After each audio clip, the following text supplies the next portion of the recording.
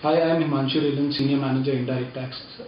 While there are certain perennial issues on which much is expected out of each budget, like double taxation in certain areas and faster processing of refund claims, there are certain other areas in which consideration of the government is required in the budget 2015.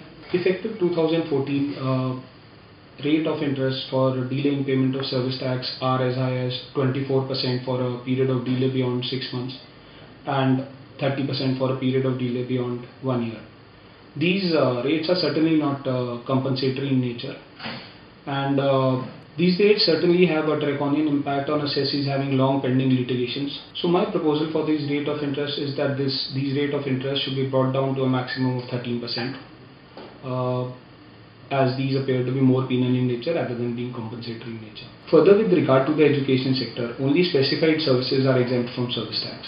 And effective July 2014, renting of movable property services provided to education institutions have been made taxable. These changes have a very adverse impact on the cost of education, which is a socially very relevant sector. In view of the same, my proposal is that exemption base for educational institutions should be broadened. Further, with regard to the SENVET credit, effective September 2014, the time limit of 6 months has been stipulated for availment of SENVET credit.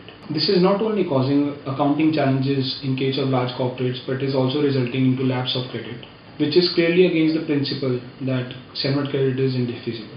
Accordingly, this provision of availment of SENVET credit within 6 months should be rescinded.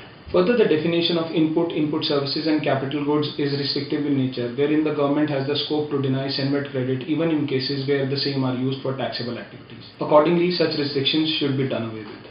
Further, with regard to the VCA scheme, it is undeniable that the VCA scheme was a success. It would be good to expect next installment of the VCA scheme.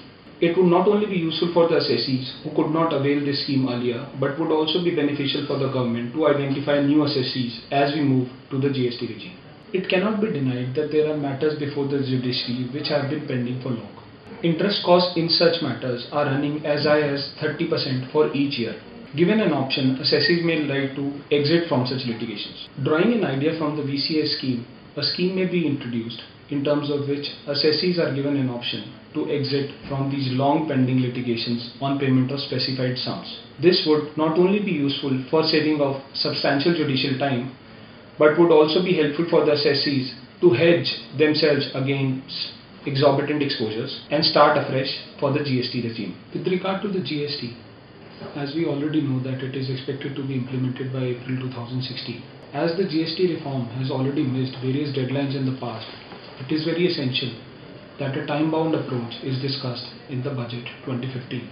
Also, it is essential that various aspects related to the GST implementation, such as putting up in place the IT infrastructure for the purpose of GST, as well as issue of the GST draft bill prior to its implementation in the public domain, it is very essential. I hope you would find my comments useful. Thanks.